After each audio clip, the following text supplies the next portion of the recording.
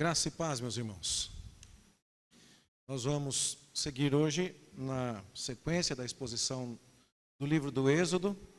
Vamos refletir a respeito da sétima praga e da oitava praga. Sétima praga, chuva de pedras. Oitava praga, os gafanhotos.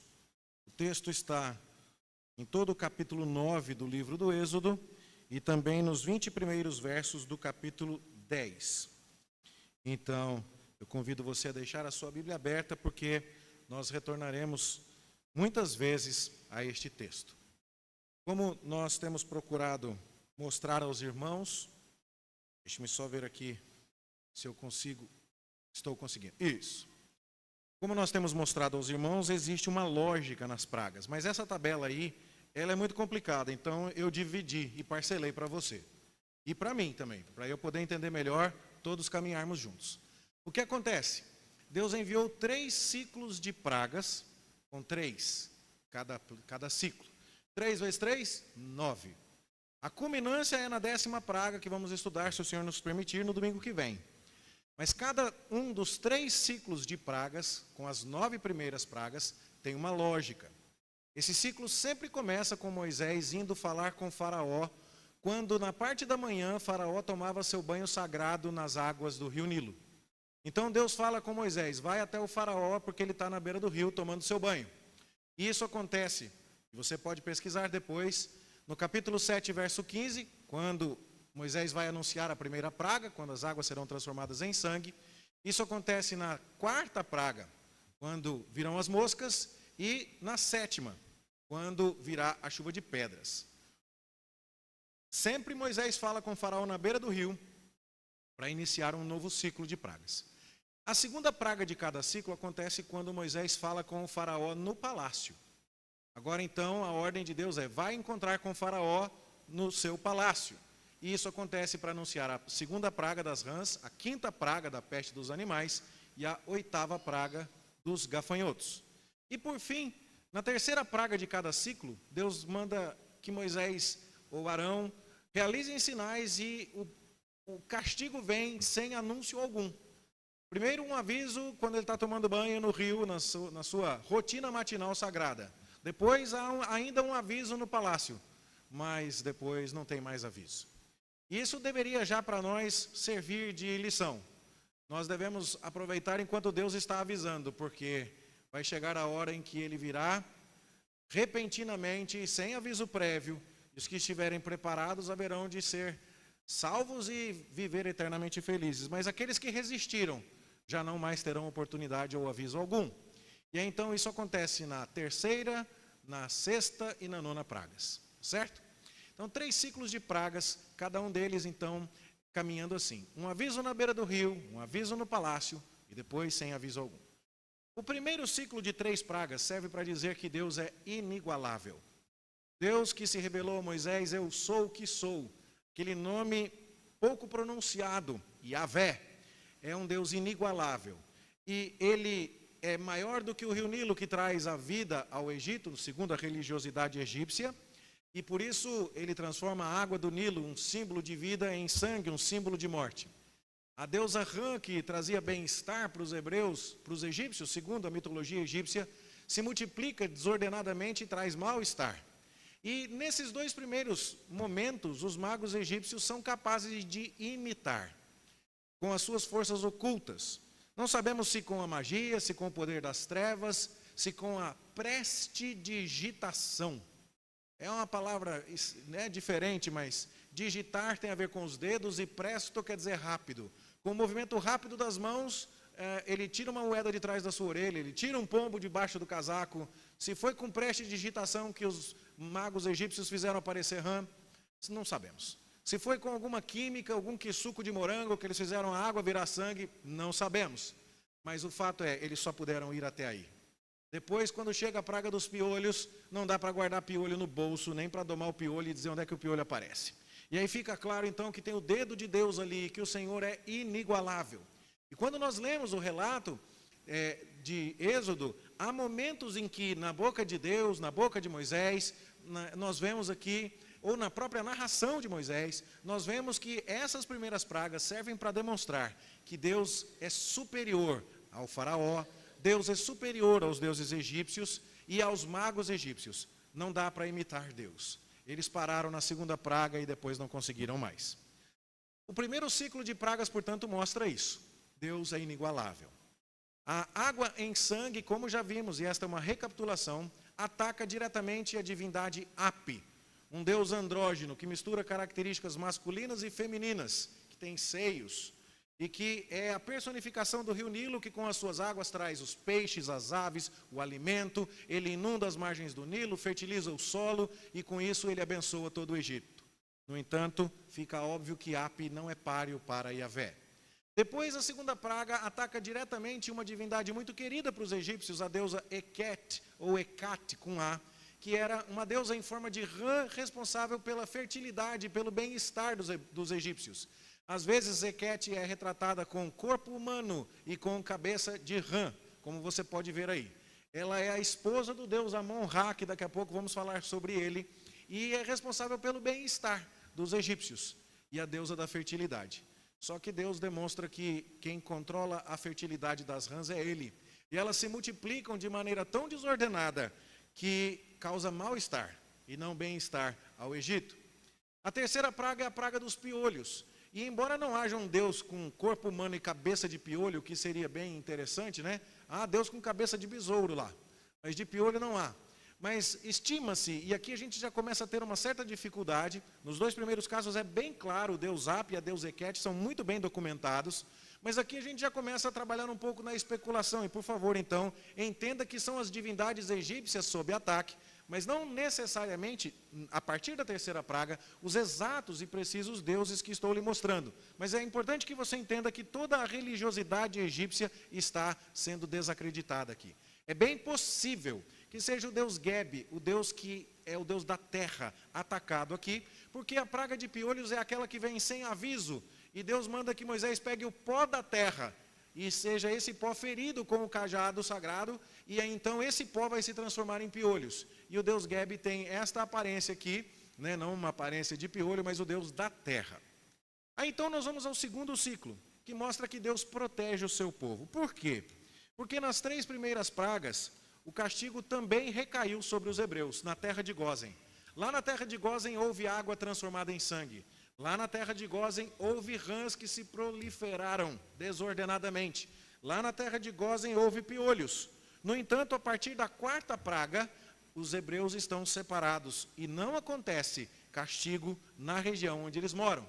Então, as moscas que vieram na sequência, na quarta praga, atingem apenas o Egito, não atingem os hebreus. Também a peste nos animais atinge apenas os rebanhos dos egípcios e não atinge o rebanho dos hebreus. E também as úlceras. E isso prova, portanto, agora, que Deus separa o seu povo e o protege. Note que trata-se de uma demonstração da obra de Deus que deve ser entendida no amplo espectro da revelação divina. O que eu quero dizer com essas palavras difíceis? Não se iluda achando que crente não passa dificuldade. Não se iluda. Trata-se aqui de Deus tirando o povo da escravidão e levando o povo para a liberdade. Tirando das trevas e levando para a luz. Tirando do Egito e levando para Canaã. E ele vai dar um tratamento especial ao seu povo. Quando é que eu e você devemos esperar um tratamento especial? No dia do juízo final. Quando estivermos indo para a presença bem-aventurada e abençoada do nosso Redentor Jesus Cristo, nós receberemos um tratamento diferenciado. Nós não estaremos debaixo das maldições que Deus tem para com aqueles que afrontam o seu nome e desafiam a sua autoridade. Isso é revelado a nós quando Deus separa o povo de Israel e o protege, e mostra que ele tem autoridade ali no meio do Egito. A praga das moscas também, como tenho dito, não é possível relacionar a uma divindade egípcia específica, mas há deuses egípcios que são responsáveis pelo equilíbrio e a harmonia na natureza. E uma dessas deusas, uma dessas divindades, é a deusa Maat, que tem uma pena na cabeça, e ela é responsável pela harmonia e o equilíbrio do universo, e ela está presente no dia do juízo, segundo os egípcios acreditavam, No seu livro dos mortos há inclusive uma balança que pesa o coração dos homens contra a pena da deusa Maat. E ela era responsável por manter o equilíbrio. E quando as moscas se multiplicam a tal ponto de trazer doenças e incômodo excessivo aos egípcios, fica claro que o mundo está desequilibrado. Também nós temos a peste nos animais, e aqui eu havia prometido a vocês mostrar estas figuras e tem que cumprir a promessa. E agora sim nós podemos dizer muito claramente que pelo menos duas divindades aqui, novamente é mais fácil de confirmar, pelo menos duas divindades estão sendo atacadas. A primeira delas é Amon-Ra. Amon-Ra é um deus em forma de carneiro, e os carneiros são sagrados para os egípcios. Tão sagrados que eu estou mostrando a você aqui 3 diferentes múmias de carneiros. Cabeças de carneiros que foram mumificadas e colocadas dentro de sarcófagos de madeira que foram revestidos de ouro. Você gastaria ouro para envolver o cadáver de um carneiro? O que é que a gente põe ouro em volta? Só aquilo que nos é extremamente precioso. E os carneiros eram extremamente preciosos na cultura egípcia, porque eles eram divindades. E eu mostrei a você lá atrás que Amon-Ra era exatamente o marido da deusa Eket. Ou seja, trata-se de um casalzinho muito popular, cheio de seguidores, muitas curtidas nas redes sociais. Então, Amon-Ra e Eket são divindades muito queridas e temidas no Egito. E o carneiro é sagrado. E quando você olha, por exemplo, uma fila como essa de carneiros, é possível apagar a luz aí, Renan, por favor? Para ficar ainda melhor o contraste? Então, quando você olha uma fila de carneiros, e quem é que está embaixo do queixo do carneiro? O próprio faraó. Ele é protegido pela divindade Amon-Ra. E aqui você vê uma cabeça de carneiro e o faraó dentro deste monumento. E aí você escuta Amon-Ra, Amon-Ra, eu já ouvi isso. E se você é da minha geração e assistiu Thundercats, você viu o tal do Mun-Ra. Nada se cria, nada se copia nesse mundo, queridos. Veio daí a inspiração, tá certo? Pois bem, além do carneiro, havia também o boi. O deus Apis, um touro, era muito cultuado no Egito. Isso é extremamente bem documentado também. Você pode ver aqui o adorador que está adorando ao deus touro aqui, estátuas desse deus touro, e há registros de festivais em que touros passavam pelas cidades egípcias com sacerdotes abrindo caminho, queimando incenso, tocando trombetas, dançarinas e outras coisas mais, tudo em honra ao deus touro.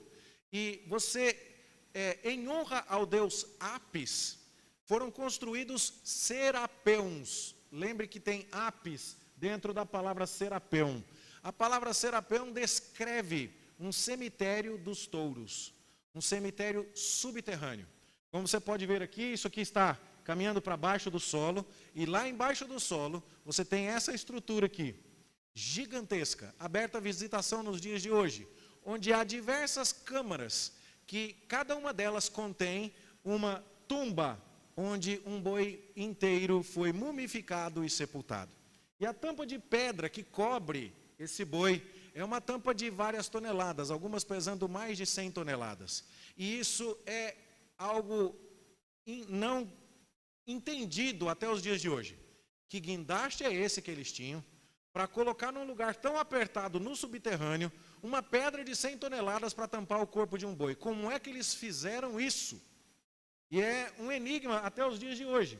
E você pode ver as inscrições aqui, as escadas que agora são feitas, são modernas, essa é uma escada moderna, para que você possa olhar lá dentro, porque a pedra não consegue sequer ser tirada do lugar ali, ela só foi afastada um pouco para que pudesse ser visto o que tem lá dentro.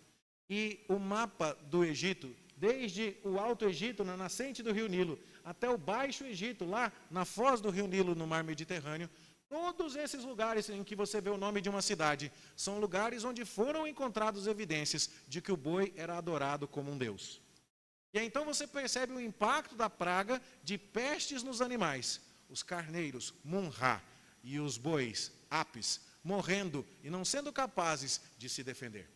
Nós temos condições, portanto, de afirmar com toda clareza, o deus Api, do rio Nilo, a deusa Eket, da rã, o deus Amon-Ra, do carneiro, o deus Apis, do boi, todos eles estão sendo desacreditados. E Deus está mostrando cada vez mais que Ele é inigualável Os magos, o faraó, os deuses egípcios não vão poder superá-lo, mas também que ele separa o seu povo e trata o povo de Israel de maneira diferenciada. A última praga que mostra isso é a praga das úlceras. Quando as feridas no corpo estouram em todos os egípcios, mas não nos israelitas. A última praga em que Deus deixa claro que vai tratar os israelitas de maneira diferenciada.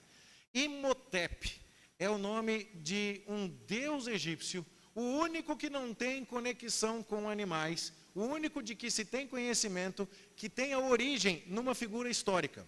De fato existiu um curandeiro, um sacerdote, alguém que dominava as artes ocultas dos egípcios, chamado Imhotep. E essa é a estátua. Ele é o autor daquela pirâmide que é feita em estágios, em degraus, uma pirâmide bastante distinta entre todas as demais pirâmides do Egito, e ele está presente aqui nesta imagem com o tipo de roupa próprio dos curandeiros e sacerdotes.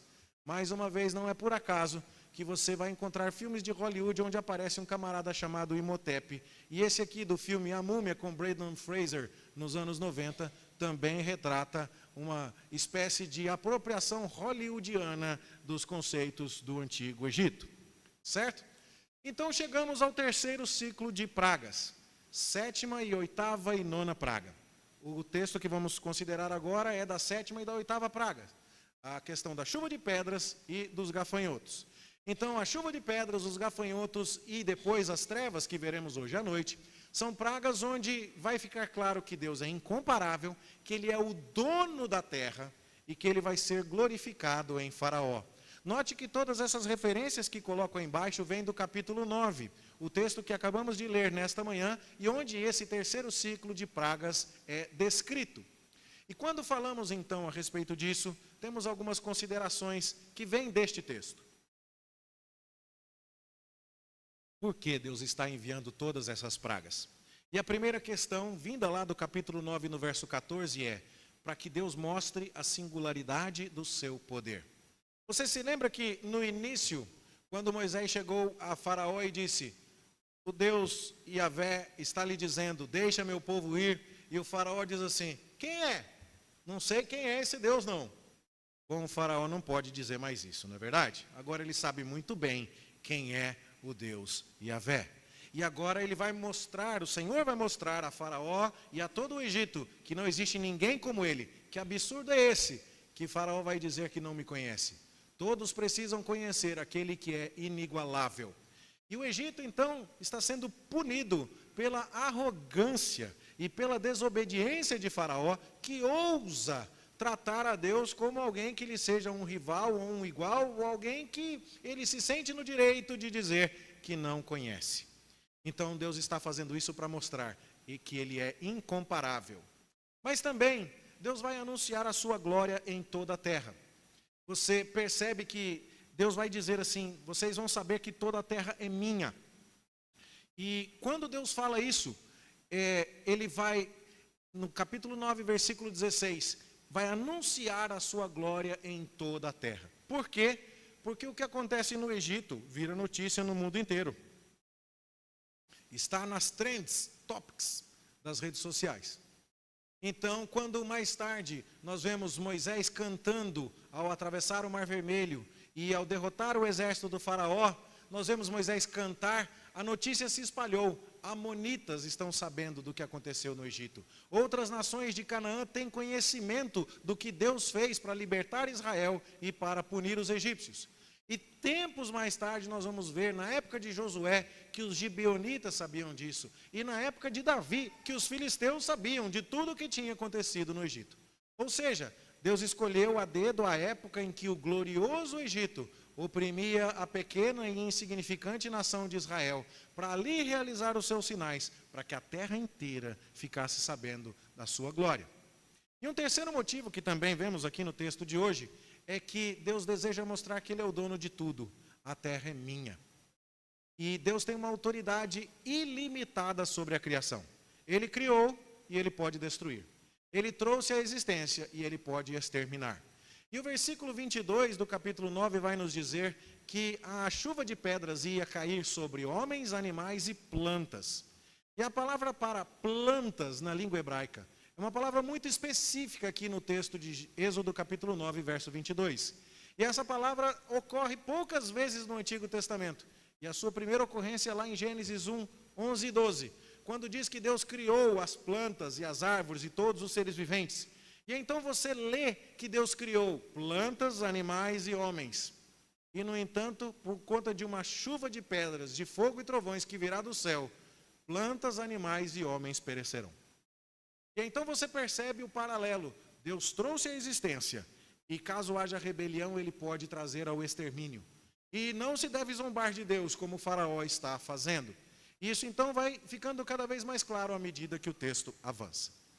Quando estudamos sobre a chuva de pedras, nós também temos algumas conclusões mais seguras a respeito das divindades atacadas. Um dos deuses egípcios que está sob ataque neste caso é o deus Set, deus da tempestade, e também a deusa Nut, deusa do céu. O deus Set é retratado com a cabeça de íbis e forma humana, e é o deus que controla as tempestades. E ele obviamente foi incapaz de controlar a tempestade que Moisés anunciou que Yahvé traria. E houve prejuízos e morte para o povo egípcio. Sete não protegeu o seu povo da mesma forma que Yahvé protegia o seu próprio povo. E também a deusa Nut, que era a deusa do céu, cujo corpo se estendia sobre a abóbada celeste. Por isso ela está fazendo esse movimento de pilates, contorcionismo, ginástica olímpica e tudo junto e misturado, para cobrir o céu de tal forma que o sol se escureça e as estrelas possam aparecer. E essa deusa era a deusa, portanto, que controlava o céu. Só que do céu que a Nut não controla, e Yahvé que tudo controla, mandou pedras, fogo e trovões. Então fica claro que ela também está sendo atacada aqui. Por isso temos considerações a fazer. Nós estamos agora com um relato mais longo do que nas outras pragas. Repare no seu texto que o relato da 8ª praga, que é o relato da 7ª praga, que é o relato da chuva de pedras, é um relato bastante extenso. Nós vamos ter do capítulo 9, verso 13, até o capítulo 9, verso 35. São 22 versículos para falar sobre isso. Veja que a 5ª praga de pestes nos animais foi narrada em 12 versículos. A 3ª praga dos piolhos foi narrada em 4 versículos. Ou seja, de 4, 12 versículos, agora nós temos uma praga narrada em 22 versículos. Por que será que isso está acontecendo? Isso acontece porque a tensão está aumentando. Quando eu começo a falar mais devagar, e quando eu olho no seu olho, aí você fala, e agora? O que aconteceu? As pragas vinham sem muita explicação. Mas quando chega agora na 7ª praga, a explicação no livro do Êxodo é diferenciada. A cadência mudou. Então a gente fica prestando atenção nos detalhes e pensando, e agora? E o que vem por aí? A tensão aumenta na medida em que o ritmo diminui. E agora as pragas vão se tornando, por isso mesmo, cada vez mais severas. Note, não está tendo como fugir. E está vindo do céu. E está alcançando plantas, animais e homens. Está pegando todos de uma única vez. E isso mostra que o clímax está chegando. A grande última praga e a saída dos hebreus do Egito está se aproximando. Isso deve nos preparar para a 10ª praga. Mas o que é curioso aqui é que Deus dá aos egípcios a oportunidade de se arrependerem. Veja, quando Deus anunciou que viriam piolhos, todo mundo, quisesse ter piolho ou não, ia pegar piolho. Quando Deus falou que viriam úlceras, mesmo quem dissesse assim, eu não quero isso não, o que eu tenho que fazer? Ninguém tinha escolha, todos teriam úlceras. Mas agora, Deus começa a anunciar no meio do seu juízo a misericórdia. Agora Deus diz assim, manda avisar para o teu povo, que é para eles saírem do campo aberto. Fala para os egípcios correrem para dentro de casa, porque vai chover fogo do céu. E o que é curioso é que teve egípcio que acreditou na palavra de Moisés e se escondeu e foi salvo. Isso é um sinal maravilhoso, meus irmãos, de que apesar de estar julgando o Egito, na pessoa do faraó, nas plantações, nos animais, no rio e em tantos outros aspectos, Deus estava abrindo uma janela de oportunidade de salvação, até mesmo para os egípcios. Ou seja, não existe um povo que seja maldito para sempre e eternamente aos olhos de Deus. Sim, os egípcios são descendentes de Cã, aquele filho de Noé que olhou o pai nu e debochou dele e que acabou carregando uma maldição que veio através dos cananitas, os descendentes de Canaã. E é por isso que nós vamos ver que o povo de Israel vai julgar os egípcios, descendentes de Cã. E eles vão depois julgar os cananitas que habitam na terra de Canaã. Porque é uma guerra de sementes. Os semitas, descendentes de Sem, os hebreus, vão cumprir aquilo que Deus anunciou assim que acabou o dilúvio, falando com Noé e com seus filhos. Mas mesmo entre os amaldiçoados descendentes de Cã, os egípcios, o que nós vamos ver aqui é Deus dando a eles uma oportunidade de arrependimento. E em Isaías capítulo 19, entre tantos outros textos do Antigo Testamento que nós podemos destacar, há uma seção que diz que Deus vai receber culto de um altar que será montado em seu louvor na terra do Egito. É curioso porque você conhece a história de Ló, e como Ló saiu de Sodoma e Gomorra às pressas, e a sua esposa olhou para trás e virou uma estátua de sal. E como Ló acabou tendo filhos com as suas próprias filhas. E entre esses descendentes de Ló estão os moabitas e os amonitas. E na própria descendência de Jesus nós temos Rute, que era uma moabita. Os moabitas não podiam sequer entrar no tabernáculo, porque eram um povo contra quem Deus estava irado. No entanto, a misericórdia de Deus se mostra até mesmo em favor dos moabitas, e Rute está na genealogia de Jesus. Isso também nos mostra que até mesmo os egípcios têm oportunidade de salvação. Você conhece alguém que diz assim: você não sabe o que eu fiz, você não sabe os caminhos por onde eu andei, para mim não tem perdão, o que eu fiz Deus não vai perdoar jamais. Bom, essa pessoa precisa entender que Deus abriu oportunidades para os egípcios enquanto julgava o faraó e todos os seus servos, enquanto julgava a terra do Egito. Deus abriu oportunidade para Rute e para muitos moabitas. Deus abriu oportunidade para a cidade de Jericó, que estava sob julgamento com os demais cananitas. E Raabe veio de lá e também está na genealogia de Jesus. Ou seja, nós servimos a um Deus que, além de todo poderoso, também é misericordioso, e toda a glória seja dada ao seu nome. E então nós também vamos aprender aqui que o paradigma para o juízo final está sendo estabelecido. Quando você vai ao relato de Apocalipse, você percebe que a ideia de uma chuva de trovões e de pedras é usada para descrever os flagelos que Deus mandará à humanidade, e particularmente aos ímpios que não creem no seu nome, não apenas aos egípcios, mas a todas as nações. E isso está estabelecido lá no livro do Apocalipse. O faraó, então, depois de tudo isso, continua arrogante. E ele diz assim: chega, basta com essa chuva. Como que alguém tendo a autoridade para dizer quando é que a chuva para ou deixa de parar, ele não fala assim: eu imploro que vocês parem com isso. Não, ele, apesar de se identificar como pecador e dizer que o seu povo é ímpio, ele faz confissões falsas e tem um arrependimento que não é sincero. Fica bem claro no texto aqui, porque Faraó jamais fala com Deus.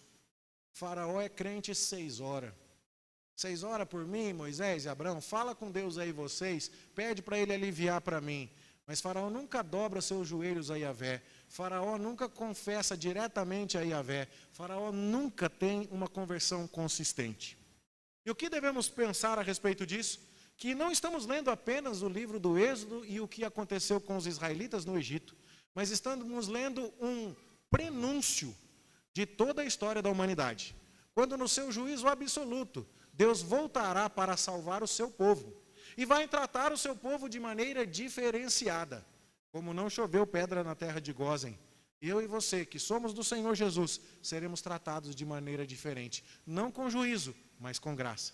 Essa graça não é estendida apenas a nós, mas a todos os pecadores, venham eles de que histórico vierem, porque tem até egípcio sendo protegido e salvo, e recebendo oportunidade de graça aqui.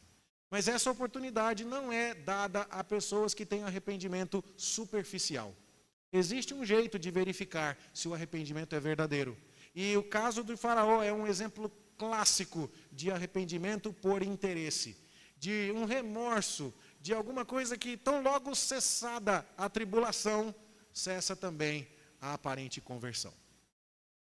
Vamos à 8ª praga, praga dos gafanhotos, onde os deuses Osíris e Min são atacados. Osíris era o deus da vida e da morte, que foi esfacelado e depois ressuscitou, e aí então ele simboliza a vida e o renascimento da agricultura, mas também Min, o deus da fertilidade e da colheita, que costuma ser retratado com seus órgãos reprodutores muito protuberantes, razão da censura na minha figura. Por favor, não seja curioso demais, acredite só no que eu estou falando, seus olhos não precisam dessa imagem. Pois bem, o que acontece é que esses deuses estão sendo atacados, porque eles não são capazes de proteger a colheita. Lembre-se que na chuva foram atacados alguns dos produtos da terra, aqueles que já estavam nascendo, já tem um brotinho para o lado de fora. Mas aqueles cuja semente ainda estava para o lado de dentro da terra, a chuva caiu na terra, mas não atacou a semente, não atacou o broto, e eles ainda podiam germinar. E agora trata-se de mais um golpe de Deus sobre a lavoura. As pragas não foram consecutivas, e inclusive, se você quiser localizar e rastrear quanto tempo se deu entre uma praga e outra, o fato de você saber que na 7ª praga, determinados produtos da agricultura não tinham crescido ainda, e na 8ª eles já tinham crescido, você consegue muito bem datar qual era a época do ano em que essas pragas aconteceram. As coisas são assim até hoje lá no Egito. E isso nos dá, inclusive, a condição de entender e de estimar que o período de todas as pragas deve ter levado aproximadamente 1 ano e meio. 1 ano e meio, levando burdoada de Deus, sem se converter verdadeiramente. Você consegue entender o problema aqui? O que sobreviveu à chuva de pedras, o gafanhoto veio para comer. E agora Deus pergunta, depois de tudo isso, capítulo 10, versículo 3, até quando você vai resistir e não vai se humilhar perante mim? É a pergunta do Senhor. Até quando recusarás humilhar-te perante mim? Deixa ir o meu povo para que me sirva. Você conhece alguém assim?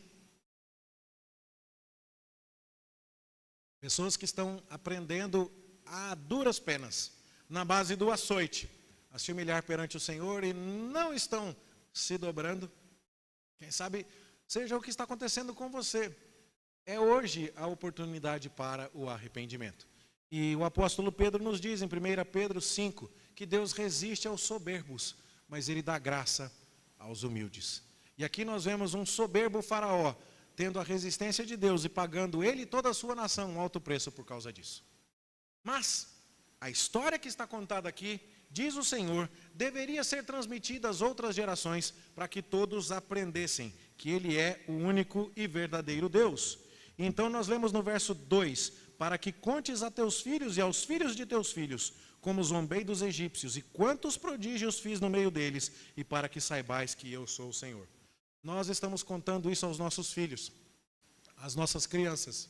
Nada é mais plástico do que mostrar alguns desenhos, alguns gráficos e falar, crianças, vamos aprender. Crianças de 7, crianças de 9, crianças de 45 e de 78. Vamos aprender todos, juntos, que Deus é incomparável. Vamos contar os seus feitos e lembrar que Ele é o dono de toda a terra, que Ele salva o povo que nele confia, e vamos confiar nele. Vamos lembrar que Faraó, mais uma vez aqui, se arrependeu de maneira não sincera. E você nota que as suas palavras se repetem, mas o seu coração segue endurecido. E nós precisamos prestar atenção nesses relatos. Toda a praga começa com Deus dizendo a Moisés que vá e realize o sinal. E o relato dessa praga termina dizendo, e o coração de Faraó estava endurecido. Nós também temos aqui um novo padrão para o juízo final. Lá no livro de Apocalipse, capítulo 9, também temos uma praga de gafanhotos, que evoca a destruição que Deus realizou no Egito como uma figura daquela destruição que Deus trará para os ímpios na época do juízo. E por fim, o simbolismo vai se intensificando cada vez mais. Hoje à noite, se o Senhor nos permitir, estudaremos a praga das trevas. E eu creio que você consegue entender o que vou dizer aqui. Nós não estamos falando só de sair do Egito e ir para Canaã. Sair da escravidão e ir para a liberdade. Nós estamos falando de sair das trevas e ir para a luz. Nós estamos falando de sair do inferno e ir para o céu. Então, a praga mais simbólica antes da última é exatamente a praga das trevas. Os egípcios estão em trevas, eles estão no escuro, eles não enxergam, eles não percebem a realidade. E, portanto, se a praga da chuva de pedras foi a que trouxe maior quantidade de palavras para relatar o sinal, onde as coisas estão se intensificando, o drama aumenta, a praga das trevas mostra como eles estão perdidos e como eles estão no escuro. Hoje à noite nós vamos falar sobre isso. Só que eu não sei ainda, é bem provável que eu não vá utilizar slides no culto da noite. Então eu vou mostrar aqui para você muito rapidamente, a título de conclusão da minha palavra, os deuses que estavam sendo atacados com a praga das trevas. O deus Atom e o deus Ra eram deuses do sol. Aqui você tem Tutankhamon e ele está sendo tutelado pelo deus Atom. Você percebe que tem um sol aqui em cima e os raios solares têm uma forma de mãozinha na ponta do raio solar, como dando a ideia de que o sol que brilha na pele de Tutankhamon é o cuidado do deus Atom para com ele. Também aqui o deus Ra, na forma do disco solar em cima da cabeça desta outra divindade, está mandando flores para esta adoradora para abençoá-la. E temos a deusa Nut, que foi mostrada, como a deusa do céu e que não foi capaz de proteger as trevas. E é importante que estudemos isso. E eu quero terminar a minha palavra com a minha alegria de ver que duas pequenas ovelhinhas descobriram num livro que tinham lá em casa, uma tabela das divindades egípcias, e ficaram muito felizes de mostrar para o pastor. Pastor Márcio, olha só, a gente viu no livro lá em casa o que o senhor está pregando na igreja. Não tem alegria maior para o pastor de saber que você está prestando atenção e está aprendendo.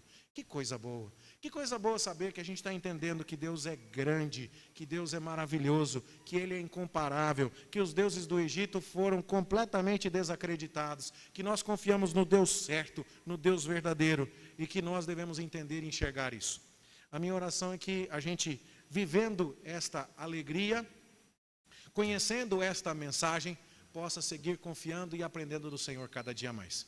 Para encerrar o culto desta manhã, eu convido você a se colocar em pé. Nós vamos cantar um último cântico que trata a respeito deste assunto. Nós precisamos programar o relógio para não despertar toda hora. Eu acredito que acabou a energia e aí então o relógio se configurou sozinho e todas 10 horas ele está apitando, mas não é incêndio não, viu, irmãos? Podem ficar tranquilos. Está tudo sob controle. Ok? Vamos ficar em pé e cantar Ele é o Deus que fez a terra.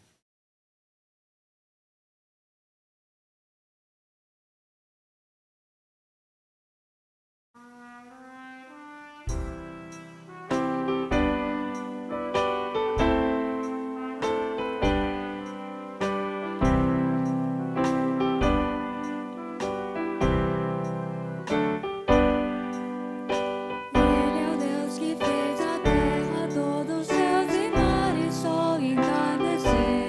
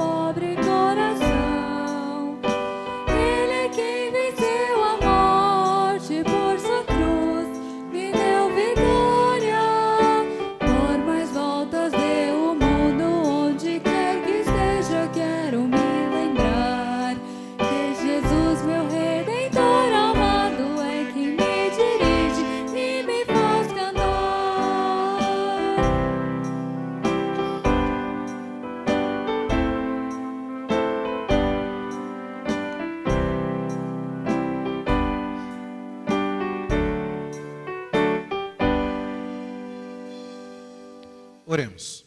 Senhor, te agradecemos por tua palavra que nos instrui e nos exorta. Te agradecemos porque tu és um Deus de justiça, um Deus que pune o pecado com justiça e retidão, um Deus que não aceita a imperfeição e o desafio à tua autoridade. E te agradecemos também porque tu és um Deus de misericórdia, que nos amou e nos escolheu, ainda que fôssemos indignos, porque o Senhor nos tratou de maneira diferenciada. E como o Senhor salvou o teu povo de Israel, o Senhor salva cada um de nós, tirando-nos das trevas e nos levando para o reino do Filho do teu amor. Obrigado, ó Senhor.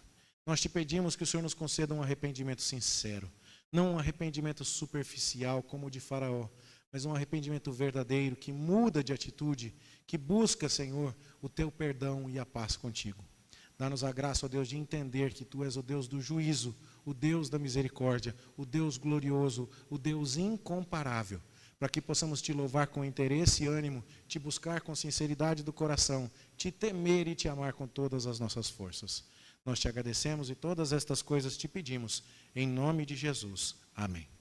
Que a graça de nosso Senhor e Salvador Jesus Cristo, que o amor de Deus, o nosso Pai, que a comunhão, as bênçãos e consolações do Espírito Santo, sejam convosco, meus irmãos, e com todo o povo de Deus espalhado pela face da terra, desde agora e para todo sempre. Amém.